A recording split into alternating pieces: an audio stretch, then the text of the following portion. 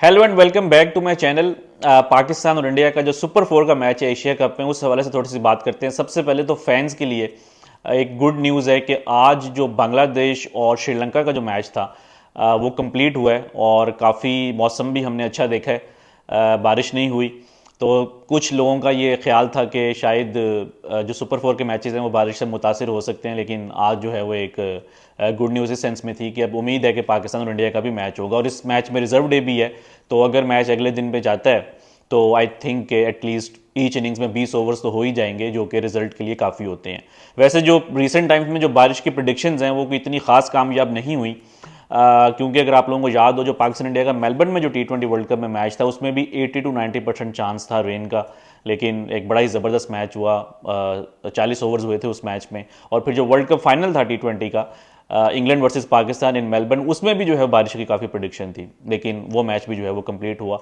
तो hopefully Asia cup में कोलंबो में जो है वो हमें मायूसी नहीं होगी और ये मैच भी कंप्लीट होगा। बात करते हैं थोड़ा सा मैच के हवाले से। पाकिस्तान ने अपनी प्लेइंग 11 जो है वो अनाउंस कर दी है। सेम प्लेइंग 11 है जो कि सुपर फोर का मैच लाहौर में बांग्लादेश के साथ खेले थे। और जो इसमें इंडिया के साथ जो पाकिस्तान लास्ट मैच खेला था पाले किले में, उससे जो चेंज है वो ये है कि पाकिस्तान इस बार 4 फास्ट बॉलर्स के साथ जा रहा है। चौथे जो फास्ट बॉलर हैं वो फ़हीम अशरफ होंगे। आई थिंक इस टॉपिक के ऊपर जो है वो थोड़ी सी बात करना बनता है कि फ़हीम अशरफ एकदम से एक तो पाकिस्तान की वनडे टीम में आए और फिर अब जो है वो प्लेइंग 11 में भी आ गए हैं। आई थिंक एक तो ये है कि पाकिस्तान को आइडिया हो गया है कि वर्ल्ड कप में आपको 4 फास्ट बॉलर्स की ज़रूरत पड़ेगी और शायद जो है पाकिस्तान फ़हीम अशरफ को एक्सपेरिमेंट कर रहा है, टेस्ट कर रहा है कि क्या वो उनके कॉम्बिनेशन में फिट इन हो सकते हैं या नहीं। आई थिंक कि फ़हीम अशरफ अभी पाकिस्तान के 15 के स्क्वाड में नहीं है, क्योंकि ऑलरेडी पाकिस्तान ने आईसीसी को भेज दिया हुआ है, जिसकी के लास्ट जो डेट थी वो 5 सितंबर तक थी। तो तमाम टीम्स को 5 सितंबर तक अपना स्क्वाड जो है वो 15 प्लेयर्स का वो आईसीसी को भेजना था, लेकिन अनाउंसमेंट जो है वो आप बाद में कर सकते हैं, कभी भी कर सकते हैं। आई थिंक पाकिस्तान शायद एशिया कप के बाद जो है वो अनाउंस करेगा, क्योंकि 27 सितंबर तक जो है आप विदाउट एनी रीज़न स्क्वाड में चेंजेस भी कर सकते हैं। तो जो पाकिस्तान ने 15 दिए हैं आईसीसी को, उसमें अगर कोई चेंजेस होंगी तो पाकिस्तान 27 सितंबर से पहले पहले कर सकता है। 27 सितंबर के बाद जो है अगर कोई चेंज करनी होगी तो वो प्रोसेस जो है वो एक इवेंट टेक्निकल कमेटी होती है उसके पास जाएगा और आपको एक जेन्युइन रीज़न चाहिए होती है टू रिप्लेस अ प्लेयर। तो एक तो ये है कि अभी तक आई थिंक कि फ़हीम नहीं है 15 में, लेकिन अगर वो यहाँ पे कोई एक्स्ट्रा ऑर्डिनरी परफॉर्मेंस कर देते हैं अगेंस्ट इंडिया या in Asia cup as a batter या एज ए बॉलर, क्योंकि अभी पीएसएल में उनकी अच्छी फॉर्म थी, तो फिर हो सकता है कि पाकिस्तान ये सोचे कि हम उनको जो है वो 15 में भी लेकर आ सकते हैं। लेकिन अगर वो 15 में आते हैं तो फिर क्वेश्चन ये है कि बाहर आप किसको करेंगे। अगर आप किसी फास्ट बॉलर को बाहर करते हैं जिस तरह वसीम जूनियर हैं, तो इसका मतलब ये है कि अब आपके चौथे फास्ट बॉलर जो हैं वो फ़हीम अशरफ हैं। और अगर इन केस वर्ल्ड कप में आपका कोई प्लेयर इंजर हो जाता है या किसी को निगल है, किसी को रेस्ट करवाना पड़ गया, तो फिर फ़हीम को एज ए थर्ड सीमर खेलना पड़ेगा, जो कि बहुत रिस्की हो जाता है। अगर आप उनको किसी स्पिनर की जगह लेकर आते हैं तो आपका स्पिन बॉलिंग डिपार्टमेंट जो है वो वीक हो जाता है। तो आई पर्सनली थिंक के पाकिस्तान को वसीम जूनियर, नसीम शाह, हारिस रऊफ और शाहीन अफरीदी, इन्हीं चार के साथ जो है वो स्क्वाड में जाना चाहिए। उसकी पीछे जो बहुत बड़ी रीज़न है वो ये है कि फ़हीम अशरफ की जो स्किल है, जो उनकी बॉलिंग स्किल है ख़ास तौर पे, वो डिपेंडेंट है ऑन द कंडीशंस। अगर कहीं पे सीम फ्रेंडली कंडीशंस हों, पिच में असिस्टेंस हो, जिस तरह इंग्लैंड, साउथ अफ्रीका, ऑस्ट्रेलिया में होता है, तो वहाँ पे तो एज ए फोर्थ सीमर खेल सकते हैं। श्रीलंका में भी खेल लेंगे, हो सकता है कि वो आपको एक दो आउट भी कर दें और अच्छी इकॉनमी से बॉलिंग भी कर दें। लेकिन जब आप फ्लैट पिचेस के ऊपर जाएंगे या बैटिंग फ्रेंडली पिचेस के ऊपर जाएंगे जो कि इंडिया में होंगी, वहाँ पे फ़हीम का एज ए फोर्थ सीमर खेलना बहुत बड़ा रिस्क हो सकता है। पाकिस्तान को एक ये चीज़ भी देखना है कि शादाब की जो एक तो बॉलिंग फॉर्म है वो कोई इतनी अच्छी नहीं है, और शादाब पाकिस्तान की टीम में फिट इन होते हैं as a complete package, because he is an excellent batter. Match को अच्छा फिनिश कर सकते हैं, मिडल ऑर्डर में बैटिंग कर सकते हैं, स्पिन को अच्छा खेलते हैं, पावर हिटिंग भी कर लेते हैं थोड़ी बहुत, और फिर 10 ओवर्स भी कर देते हैं। देन एक्सीलेंट फील्डर, और जो पाकिस्तान का लीडरशिप ग्रुप है जिसके वो वाइस कैप्टन भी हैं, वो तमाम बॉक्सेस को टिक करके जो है वो पाकिस्तान की प्लेइंग 11 में आते हैं। अगर आप उनको प्योरली एज ए बॉलर खिलाएं तो शायद जो है वो इस कॉम्बिनेशन में फिट इन ना हो। तो एक तो ये है कि थोड़ा सा ऑलरेडी वो जो एरिया है पाकिस्तान का वो कॉम्प्रोमाइज्ड है। तो अब अगर आप फ़हीम को भी खिलाएंगे एज ए फिफ्थ बॉलर या एज ए फोर्थ बॉलर, तो इंडिया में जो है आपके दो बॉलर्स जो हैं ना वो कॉम्प्रोमाइज़ हो सकते हैं, जो कि आपका वीक लिंक है। अगर आप किसी टीम पे अटैक करना चाह रहे हैं विद 4 फास्ट बॉलर्स, तो आपको जो है वो 4 जेन्युइन फास्ट बॉलर्स ही खिलाने चाहिए।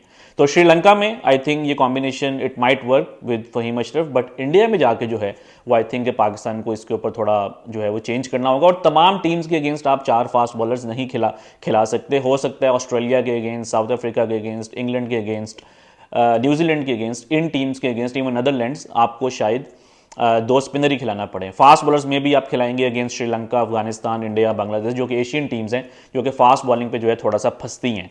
अगर आप विराट कोहली को भी देखें तो उनका रिसेंट टाइम्स में जो है सिंस 2011 वर्ल्ड कप जो मोहाली में मैच हुआ था, उसके बाद विराट कोहली की पाकिस्तान के स्पिनर्स के अगेंस्ट जो एवरेज है वो 417 की है, और फास्ट बॉलर्स के अगेंस्ट जो है वो सिर्फ 47 की है। तो एक मैसिव डिफरेंस है। इसका मतलब ये है कि पाकिस्तान के स्पिनर्स के ऊपर वो काफ़ी कंफर्टेबल होते हैं। तो एक तो ये है कि इंडिया के अगेंस्ट जो है वो 4 सीमर्स में भी बनते हैं, इवन इन अहमदाबाद। तो आई थिंक कि पाकिस्तान के पिछले अगर हम 8-10 साल देखें तो इस स्ट्रेटेजी ने पाकिस्तान को काफ़ी जो है वो कॉस्ट किया है। 2015 का वर्ल्ड कप मुझे याद आता है कि पाकिस्तान हारिस सुहेल को जो है वो 5वां बॉलर खिला रहे थे, अपनी बॉलिंग पे कॉम्प्रोमाइज़ कर रहे थे और मैचेस हारते जा रहे थे। जैसे ही उन्होंने अपनी बॉलिंग ठीक की, एक प्रॉपर बॉलिंग अटैक खिलाना शुरू किया, तो पाकिस्तान मैचेस जीतना शुरू हो गया। फिर जब पाकिस्तान बांग्लादेश गया था 2015 में, वहाँ पे पाकिस्तान वनडे सीरीज 3-0 हार गया था। अगेन द रीज़न वॉज कि पाकिस्तान ने वहाँ पे 4 बॉलर्स जो है वो सिर्फ खिलाए थे। और अभी जो रिसेंट जो मैच हुआ मेलबर्न में, उसमें भी आप देखेंगे पाकिस्तान ने बैटिंग के चक्कर में जो है कि हमारी बैटिंग किसी तरीके से लंबी हो जाए, एक बॉलर जो है वो कम खिलाया था और एंड पे उसी डिसीजन ने जो है वो आई थिंक पाकिस्तान को मैच कॉस्ट किया। तो आई थिंक कि पाकिस्तान को ये चीज़ पे नहीं घबराना चाहिए कि हमारा नंबर 8 के ऊपर आके कौन बैटिंग करेगा। अगर आप मैच से पहले ही ये सोच रहे हैं कि नंबर 8 पे कौन बैटिंग करेगा, तो ये थोड़ा सा डिफेंसिव मूव है। अगर 8 के ऊपर वसीम जूनियर आ रहे हैं और शाहीन अफरीदी आ रहे हैं नंबर 9 के ऊपर, और नसीम शायद नंबर 10 के ऊपर आ रहे हैं, तो आपकी बैटिंग कॉम्प्रोमाइज़ नहीं हो रही। ये वो प्लेयर्स हैं जो कि आपको 10-10, 15-15, 20 रन करके दे सकते हैं।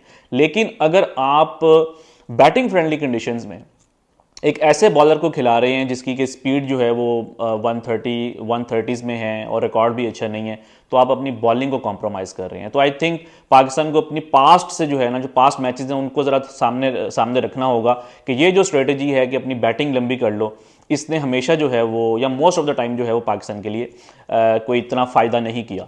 तो एक तो ये है। दूसरा आई थिंक जो सबसे बड़ी चीज़ होगी वो पाकिस्तान के लिए बैटिंग ऑर्डर है, बैटिंग कॉम्बिनेशन। आई थिंक के जिस फॉर्म में इफ्तिखार अहमद हैं उनको ज़्यादा ओवर्स मिलने चाहिए। अगर आप उनको आखिरी 10-15 ओवर्स में यूज़ कर रहे हैं तो आप उनको अंडर यूटिलाइज कर रहे हैं। डिपेंड करता है कि उनका एंट्री पॉइंट क्या है। वनडे क्रिकेट में 3 नंबर के बाद जो है ना वो बैटिंग पोजीशन आई थिंक अब मैटर नहीं करनी चाहिए। What matters is entry point.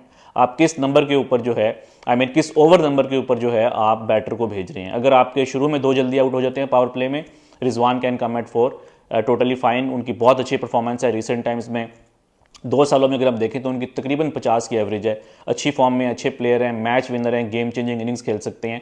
But अगर आपकी दूसरी विकेट गिर रही है 30वें ओवर में, 30th ओवर में, वहाँ पे आई थिंक पाकिस्तान में थोड़ा सा प्रोएक्टिव होना होगा। वहाँ पे अब रिजवान का काम नहीं है। आप भेजें इफ्तिखार को, जो कि आके थोड़ा सा 5-6 ओवर्स खेलें और उसके बाद हिटिंग करें, जो कि उन्होंने रिसेंट टाइम्स में वनडे क्रिकेट में की है अगेंस्ट न्यूजीलैंड या अगेंस्ट नेपाल।